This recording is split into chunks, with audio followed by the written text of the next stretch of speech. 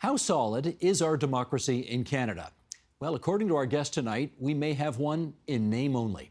From unaccountable leaders to disempowered MPs, to what extent have our democratic institutions become increasingly undemocratic? Andrew Coyne explores these issues in his latest book. It's called The Crisis of Canadian Democracy. And the Globe and Mail columnist joins us now for more. I shouldn't actually have said your latest book. I should have said your first book. My first book. I can't believe you're like, I know how old you are. Why'd you wait so long to write your first book? Well, finding the right topic, getting over the hump of what a large project it is, it was a learning experience. Usually I write an 800-word or 1,500-word burst, so this was an entirely different animal. It was more than that. Let's do an excerpt from the book. Sheldon, if you would, bring this graphic up and we'll get started. Here's Andrew Coyne. Far from a democratic example to the world, our parliamentary system is in a state of advanced disrepair. So advanced, it is debatable whether it should still be called a democracy. Put simply, we do not live in the system we think we do. We have the form of a democracy, but not the substance. The rituals, but not the reality. Because we preserve the forms and rituals, people find it hard to accept how far the substance has been eaten away.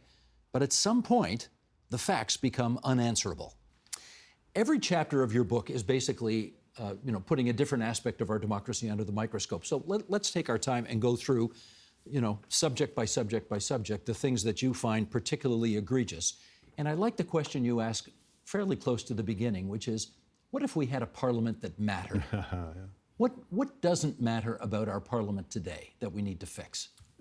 Well, virtually everything. And when we think about what we send MPs to do to Parliament, what do we think? Well, we think they're going to propose legislation, we think they're going to debate legislation, they're going to scrutinize it carefully, make amendments, and ultimately they're going to vote on it. And when they do all these things, they're going to be representing us in our ridings. That's, I think, when we're thinking good thoughts about our democracy, that's what we think they're going to do. Well, go through each of them in turn. MPs don't propose legislation. The number of private members' bills that get through in a year is maybe 2 or 3 in a given year. Most MPs will never pass one at all. Scrutinize legislation. Well, yeah, that's great, but when you have bills coming through in these omnibus bills with dozens of separate pieces of legislation yoked together into one thing where they have to vote up or down them at all, very little actual scrutiny relevant to the size of the package actually goes on. Sometimes they get passed in a few days. So that is increasingly, a misnomer. Voting on legislation, we have the tightest system of party discipline in the democratic world. The Samara Center did a study. They found MPs vote with their party 99.6% of the time. And even the biggest mavericks. The biggest mavericks, maybe 2 or 3%, and there's only a couple of them. That they're offside with the party. They're offside with their party. And of course, as experts will tell you, it's not even about voting discipline anymore. It's about message discipline. So even the idea of MPs standing up and asking questions in the House or making statements in the House, they only do so if they are approved by the party leadership to ask those questions, to make those statements. As often as not, they're written for them. These days, everything they say publicly is written for them. Their tweets are written for them. So all the things that we think we send MPs to do, they're not really doing. So let's come back to the question. What if we had a parliament that mattered? How would our lives be better?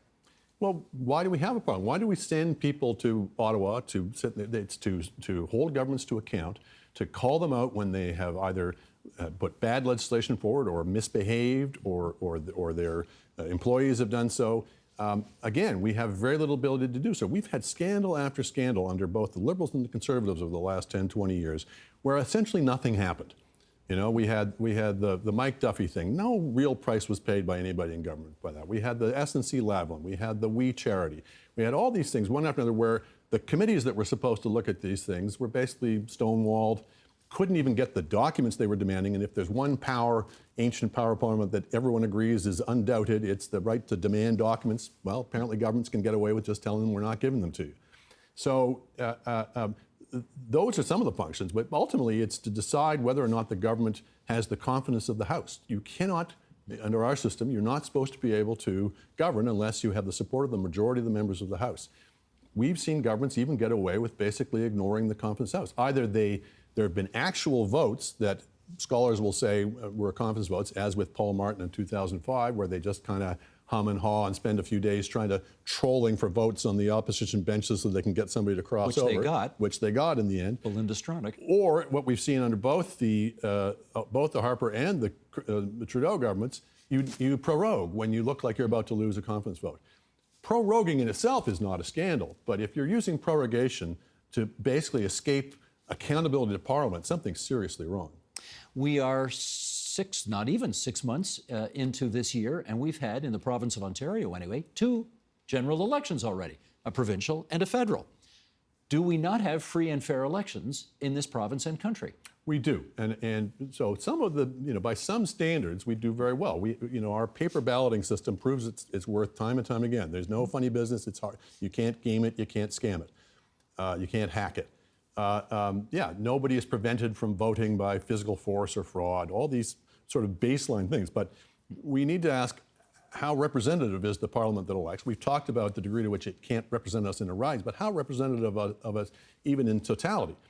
The parliaments that we elect look nothing like what we voted for, whether in the aggregate or at the sub-regional level. So, for example, the Liberals were having a big to-do now about potential separatist uprising in Alberta because, my goodness, we elected the Liberals again and nobody votes for the Liberals in Alberta. Well, actually 30% or close to 30% of the public voted for the Liberals in Alberta this time. And got 2 seats to show for it. Best they've done since 1968 in the popular vote, they got 2 seats. This happens time and time again. It creates this absolutely distorted picture of who we are as a country.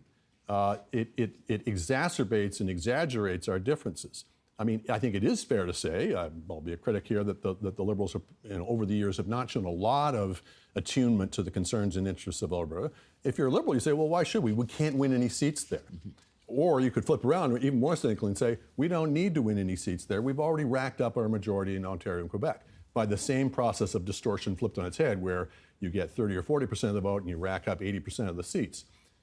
If we had an electoral system where it was more, use that word, proportional, and by that, in particularly this context, I mean where you could win seats in Alberta in proportion to the number of votes you got. Therefore, parties could win seats in all parts of the countries, and all parties had to win seats in all parts of the country. Then we'd have actual national politics, which we don't have now. What we have in our elections is a series of regional elections contested by basically regional parties. The Liberals have not won a majority of the seats in Western Canada since 1949. The Conservatives have only won Quebec 3 times since 1887. So we do not have national parties in this country, at least in terms of the representation in the House. So if we had better representation, you'd see Liberals being elected in Alberta, you'd see more Conservatives being elected in Quebec. You'd have more Conservatives in the big cities, you'd have more Liberals in rural Canada. So these divides that, again, they're real enough. There's actual existing divisions that matter, but they wouldn't be so stark and so exaggerated. And again, parties would have an interest in bridging those divides rather than making them worse. Now, as you know, I mean, you've written probably dozens of columns on this kind of thing. We've done probably dozens of shows here on this kind of thing. The trouble is getting people to come to some kind of a consensus on how we ought to change our winner-take-all, first-past-the-post to something that, as you say, is more proportionate. Yep. What do you like? What system do you like?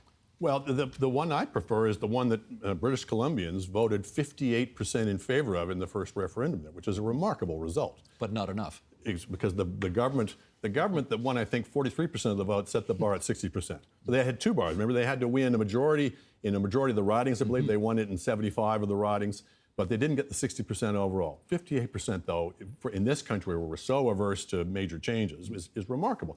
And that system was basically combined multi-member ridings, which is the thing that is germane to all proportional systems, is you have multi-member ridings. Why is that? Because what makes our system disproportional is it's only 1 member per riding, as you said, winner take all. So you get 30% of the vote, let's say, but you get all of the representation, and the other 70% basically go unrepresented. I know that you are, as their MPs, legally and politically and morally, their representative, but their views aren't being represented. And if their views didn't matter, we wouldn't have elections.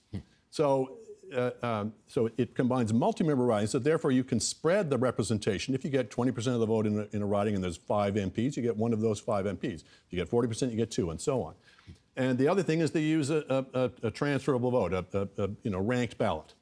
And you combine the 2. Sometimes people talk about ranked ballots as if that were a reform, but that's basically still winner take all. It's just a little less well, you still have to get like a 50% of the vote, but you're still leaving 50% unrepresented.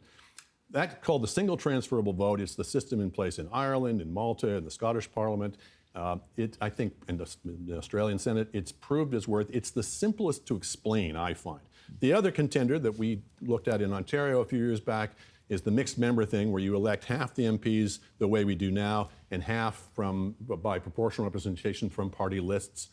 I find, even though I think lists are misunderstood, people think they're manipulated and controlled by the party brass. They're usually not. They're usually open to the voters to decide who gets in off them.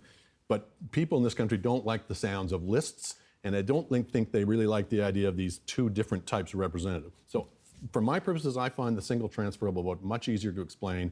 It was certainly easy enough to explain to British Columbians. Will it happen? What may happen is we bring in ranked ballots first, and then we add multi-member ridings later. Well, here's the trouble. We had, at the municipal level, in a few municipalities in Ontario, more than 7 years ago, we had the opportunity to have that ranked ballot opportunity at election time. Doug Ford's party won the election in 2018. He came in, canceled all that stuff. Yep. So we're not moving towards the Jerusalem you want to see. We're actually moving further away from it. Well, this is the problem, of course, with all of these reforms and all of these problems is the only way you can change the system, whether you're talking about the electoral system, whether you're talking about the powers of the prime minister, et cetera, is if the people in power who got in under the current system agree to change them. That doesn't mean it's impossible. That's the problem facing any time you're making systemic change. But it does make it hard.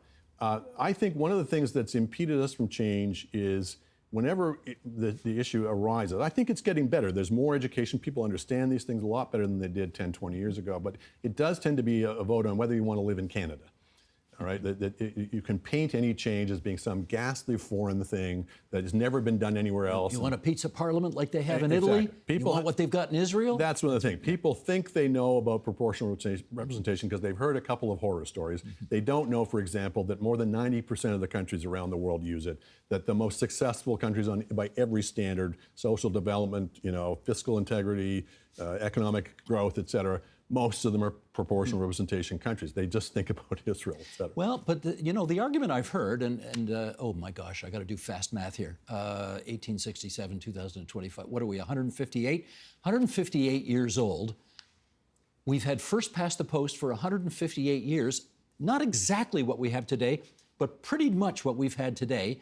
And we're one of the greatest countries in the world, by all measures. Yeah, so why change? Well, that's right. So the question becomes, are we that way because of our system or in spite of it? We've also had a system, as I say, where we've been teetering on the verge of national disintegration at various times because of the electoral system. We have a system, you can outline all the deficiencies of first past the post, and people will nod their heads because they're familiar with it. They're familiar with the phenomenon of safe ridings, where it just doesn't matter whether you vote or not. The parties don't even bother to campaign there because it's a foregone conclusion. That's first past the post. They're familiar with these regional ghettos where it's only Tories in Western Canada, people know about this. They know about this. God knows they know about the dilemma of strategic voting, because this comes up in every election. One of the bedrock principles of democracy is supposed to be you get to vote for the party of your choice. Every election, voters are told, no, you can't vote for the party you actually like. You have to vote for another party that you don't really like so you can keep a party you hate from getting it. That's right. So people, when you talk specifics to people, this is the thing. We're so invested in this idea that we're Canada, we're great, and we are. We're successful by so many measures. But it can blind us to things that we know are true when we get past the idea of isn't Canada great. When we actually look at, there's things about our democracy that we know don't work. Let's get over this idea that any change means you don't live in Canada anymore and start fixing them. You and I are both old enough to remember that there was a time in this country when prime ministers tasked their ministers with running their own departments. Right. And the prime minister obviously got involved on the big issues of the day, but he essentially left the day-to-day business to the ministers to run their ministries. Okay, we just saw a new cabinet sworn in last week. How much of that is going to go on in this government? Very little, I would think. We'll see. I mean, obviously, every prime minister is new. But every prime minister from both parties has come in promising some version of free votes and cabinet government. And it never happens. In fact, I think experts would agree with each successive government, the system gets more control from the center, including the tightness of the reins on the caucus, but even including the cabinet. Part of the function of that, as I document in the book, is how enormously the cabinet has grown. In the great days of cabinet government, under Lester Pearson, under Mackenzie King, under Dave Maker, et cetera, cabinets were much, much smaller than they were now. You have a small cabinet, each one of them is a player. When you get cabinets of close to 40 members, one of the things I noticed is you can't find a picture of the meeting. You cannot find a picture of the Canadian cabinet in session. Yeah. You can find the Italian, the French, the German, the British cabinets. And the British cabinet, which is about 22 members, you look at a picture of that, it's a pretty unwieldy looking group, but they can just manage it. 40, I'm told, in fact, that there's a timer on them. You're given 30 seconds to make your point. People who've looked at this closely, and I've talked to people who've been in the room, I've talked to people who've studied it closely, the meetings are basically just to, maybe they're giving the Prime Minister some feedback, some sounding board. Donald Savoy famously called it the focus group for the Prime Minister. But it's basically to look at questions that are going to be decided by the Prime Minister and his staff, maybe with the Finance Minister, but one or two other ministers. But most of them are there just to either provide some feedback or to be spokespersons. They're not running their own departments. That's clear. The deputy ministers are doing that. They're not even really setting policy for their departments. That's mostly decided by the centre. That's why you see these mandate letters that they're all issued now, where their job is to see that the policy is enacted. So yes, send the deputy minister to get it done. But mostly it's to publicize it, to promote it. And that's what most of them are selected. It's a combination of being spokespersons and being representative. So we've decided that the task of cabinet is not to govern the country, it's to represent the country, which I thought was the job of Parliament. But we look, and you can see it with this cabinet shuffle we've just gone through. The first reaction after every cabinet is, why weren't there any ministers from southwestern Ontario? Why aren't there enough from Calgary? Why aren't there enough of this or that demographic group? We've learned that the individual cabinet ministers, their experience, talents, views, et cetera, which are the focus in other countries. That's how cabinets are analyzed in other countries, is what does this mean about where the government's going ideologically? Is this person capable of this job, or has he been over-promoted? Does this person bring a new viewpoint? In our country, it's strictly analyzed through the lens of representation. Don't get me wrong, representation is part of it. We've just taken it to such an exaggerated degree. And that's how you get cabinets of 39 members, because that's the only way you can make the numbers work in terms of representation. The previous Prime Minister, Justin Trudeau, appointed the chiefs of staff to all of the cabinet ministers. What do we think of that? I can't find any example of this in other countries. In fact, I've seen examples, the famous case in Britain where the Boris Johnson government tried to appoint the staff of their Chancellor of the Exchequer, who promptly resigned on the spot, saying no self-respecting minister would accept this. In Canada, it didn't totally start with Justin Trudeau. It's been sort of being phased in. The PMO has been getting more and more of its hands into, but by now it is very clear that all of their chiefs of staff are chosen for them. And what does that mean? It means this person with whom you're supposed to have the closest working relationship, the person you're supposed to trust with your life, is not accountable to you, is not working for you, is working for the Prime Minister. It's basically your minder. A spy for the Prime Minister. It's putting it strongly, but yeah. So it's both a symptom of and an indicator, a part of this system of centralized control of even cabinet ministers. And you see it, of course, in these memoirs from important, you would think, ministers. The Finance Minister, Bill Morneau, the Justice Minister, Jody Wilson-Raybould, the former Foreign Affairs Minister, Mark Garneau. And what runs through all the memoirs is, I had no input. I couldn't even get the Prime Minister to take my calls. Couldn't get a meeting, that's right. Couldn't get a meeting. Yeah. Kind of extraordinary. If that's what ministers of that rank and status are complaining of, God knows what the Minister of amateur sport is dealing with. One of the things that I was going to say harp on. Harp is not the right word, but you're really ticked off about. Yeah, the apparent lack of power that all ordinary, quote unquote, members of Parliament have nowadays. I want to push back on you a little bit on this. The Conservative caucus has chosen to follow the Reform Act, I guess they call it, in which they have a lot of power to get rid of their leader if they don't like the leader, and they did that to Aaron O'Toole. The Liberal caucus has never signed on to that, and yet they did a pretty good job getting rid of Justin Trudeau. You're not sure, right? You're saying, eventually. Yeah, eventually. Eventually, Jean Chrétien was pushed out. Right. These are extremely rare, first of all. Those are about the only two exampos you can think of. So you have to go back to Mackenzie. Do they have more power than we think they have? They ultimately have power, but I think that the contrast between those two cases is very interesting between Aaron O'Toole and Justin Trudeau.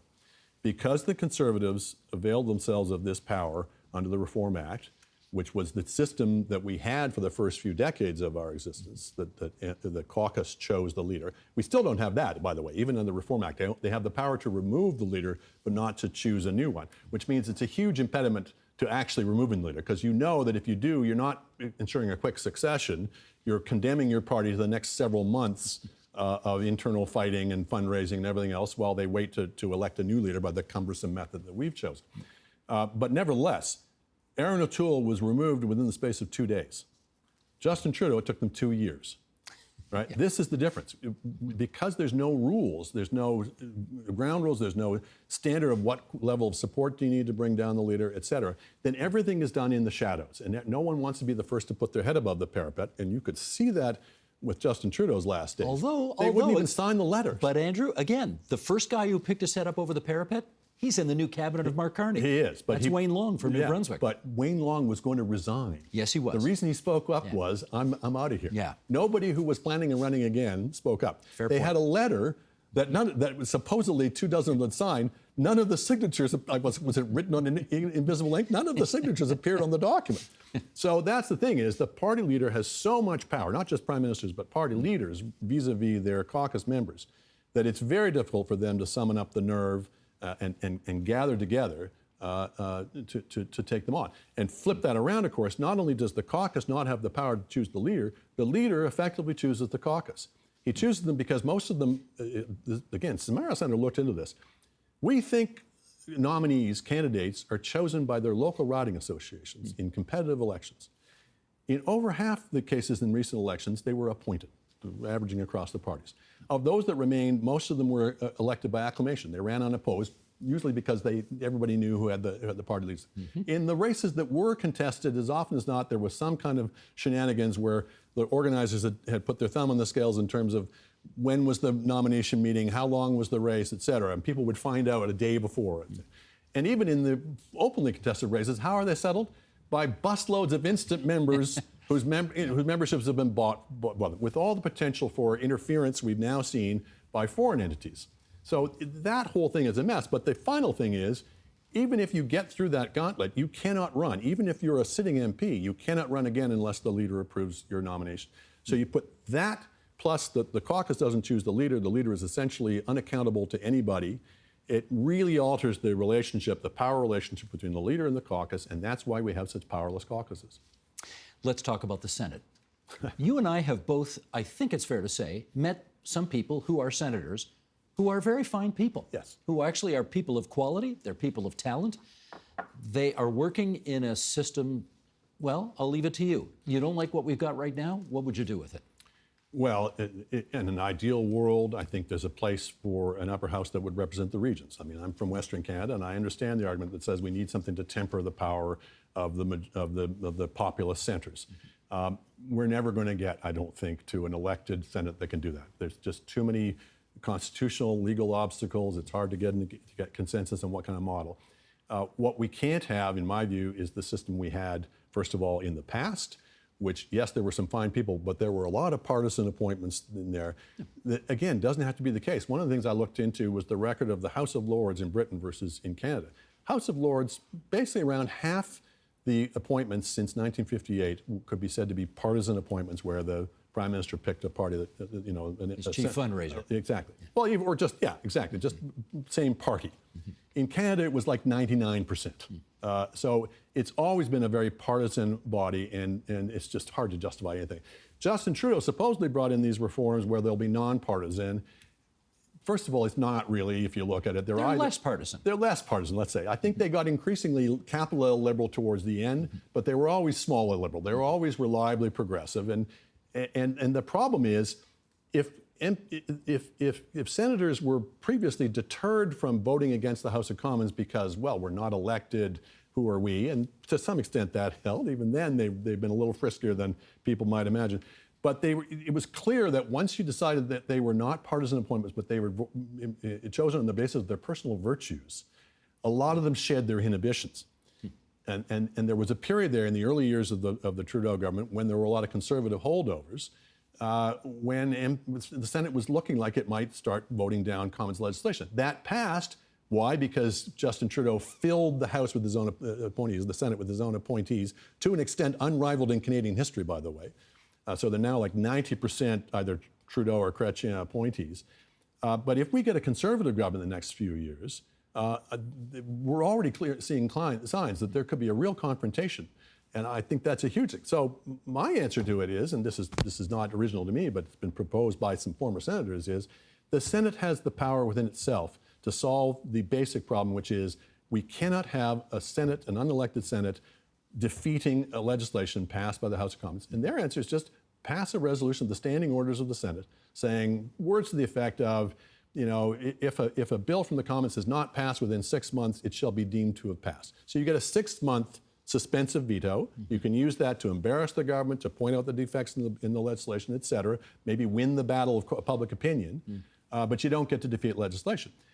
That, to me, it could actually be a quite tolerable model. If we got a Senate that was genuinely nonpartisan appointments, the great and the good, people of great standing in the community, who people respected, who had moral authority, their verdict could be powerful and could be worthwhile assembling a group like that, as long as at the end of the day it's moral authority and not legislative authority. Let me ask you about television. We live in a day and age when everything is on television. You don't like television in our legislatures or in the House of Commons. You can't get the cameras out at this stage, can you? No. I used to be more of a fan. I think I've had a bit of a rethink, partly in the age of social media, where so much of it is not directed. You're not even speaking to your fellow members of Parliament. You're not speaking to the viewing public. You're just assembling clips that somebody can manipulate to make your side look good and the other side look bad. But I think there's two things wrong with it right now. One is just in principle.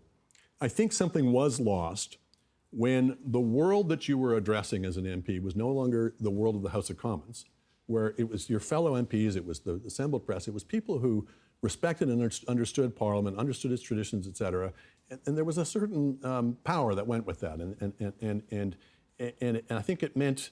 I think people felt a certain sense of solemnity and importance to what they were doing as a result of that. Once the cameras intrude and realize, oh, we're just some little house somewhere that nobody's really paying attention to, or if they are, then we kind of look insignificant. I think it actually shrank the view of the House of Commons in a lot of ways. The other problem is we don't actually get a real view of the House of Commons. We look at it through a straw. It's video hansard. And that's right.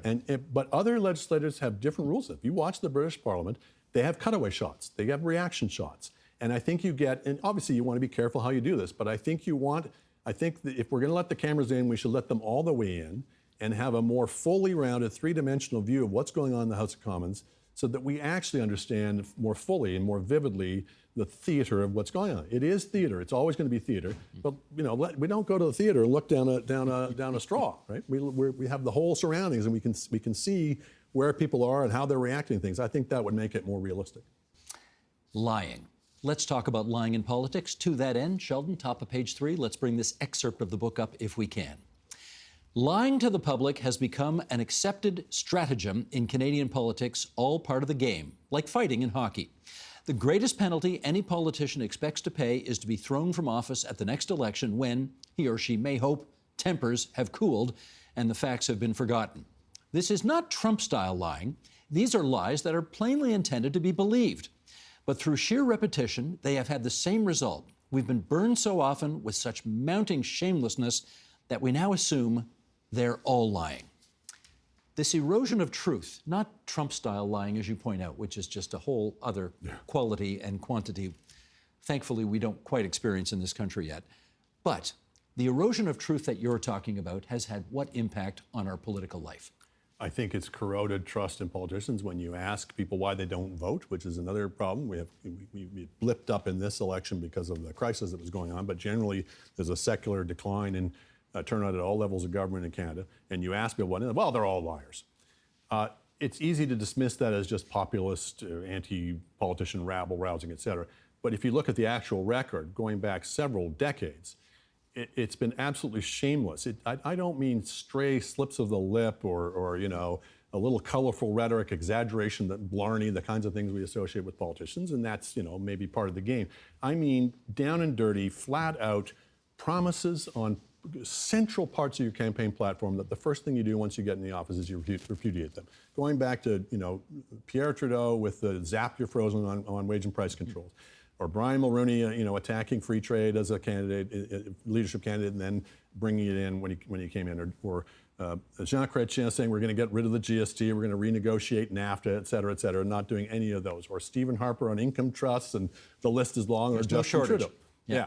So the point I'm making is, it's not just little slips of the lip. It's not populist cynicism. It's their track record has been on such a scale that you start to say, well, why should we accept this? We don't accept this in private life.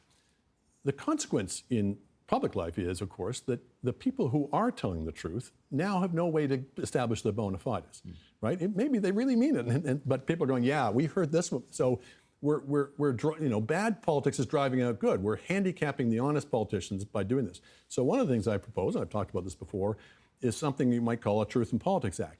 I don't think you want to have a flat ban on lying. That'd be very hard to police, and you don't want truth squads trailing people. What I think you want, borrowing from our private sector experience, is a way for politicians to opt into it, the same way you do when you offer a bonded courier, or you swear an oath, or you give a money-back guarantee. You choose, in your own interests, to assume consequences if what you're saying is not true. Is it so inconceivable that we could design something in political life where a political party, let's say releasing their platform, could say, releasing our platform, we invoke Article 12 of the Elections Act, and Article 12 would spell out what the consequence would be if they were, in fact, did not uphold what they had said they would do. Very clearly, politicians would hedge, would make sure that the promises were contingent and conditional. That's fine. I don't mind at all if a party says, we're going to balance the budget subject to these conditions. That's an honest, reasonable, practical, adult thing to promise. But at the end of the day, if those conditions are met, you got to live up to your promise. Yeah, but okay, I'm going to give an Ontario example here. I well remember the Mike Harris government 30 years ago passing a law that said, if you ever want to raise taxes in the future, you're going to have a referendum, and the people are going to have to give you the green light to do so. And then later in that same progressive conservative, it might have been Ernie Eves who had come in at that point, Premier Eves said, okay, we got to raise taxes, and I'm going to pass a little loophole to this law saying I actually don't have to have the referendum after all. And then Dalton McGuinty did the same thing. He did the same thing on the Taxpayer Protection Act, or whatever it was called. So I guess I say nice idea, but in practical terms, can it ever really happen? Well, this is true of a lot of things where we try to constrain the discretion of lawmakers. But the whole project of law is to constrain the discretion of lawmakers. That's what the Constitution is about. That's what the Charter is about. And there's a whole thing in the book about that. So ultimately, there's only so far, short of a constitutional constraint, there's only so far you can constrain a parliament. But the act of passing the legislation, the act of then having to unpass it, there's at least an embarrassment factor. So yeah, we could pass a Truth in Politics Act, and the next government could revoke it. I'm clear on that. But at least the act of discussing, debating it, and sometimes what happens is these things don't get revoked at the next annual. They become part of the convention. They become sanctioned by usage in history, and they become such a taboo on overturning them that they stick. So that's the best you can hope for any of these things. Is you essentially over time, it becomes part of the written law becomes part of the unwritten consensus. I got to the end of the book, and I thought to myself, he's got some great ideas in here, and these really should be pursued. And then I read where you said, yeah, but of course the problem is that everybody who's elected today who potentially could do something about this has benefited from the status quo, and therefore none of this will ever happen. So why should we not be totally depressed at the state of affairs? Well, there's two possibilities. One, and we talked a little bit about the impact of the Reform Act. When Aaron O'Toole was tossed out, that was a watershed moment. That put a lot, and it was significant that the Conservative caucus, even under Pierre Poilievre, who's exercised a lot of control until now, voted to retain that power. And Mr. Poilievre is sounding a little more consensual these days with his caucus members.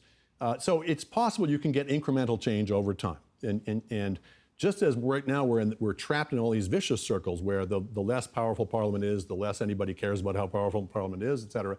If you can get small changes happening, you can start turning those into virtuous circles. If you start empowering MPs, maybe they'll start to look at some of these other ways to empower themselves. That's one answer. The other is we get ourselves into some monster crisis. And it's obviously not what I would hope, but we are getting the situation now in this country. We've got enormous changes that we're going to have to make in the next few years. Everybody agrees on defense, on the economy, on trade, dealing with Donald Trump, dealing with this entirely changed relationship with the United States. I greatly fear that under our existing system, where governments get in with 40% of the vote or less, most of which is from one section of the country or another, that they then use to ram home large changes that the rest of the country might find repugnant. I worry that we're going to really strain the fabric in Confederation.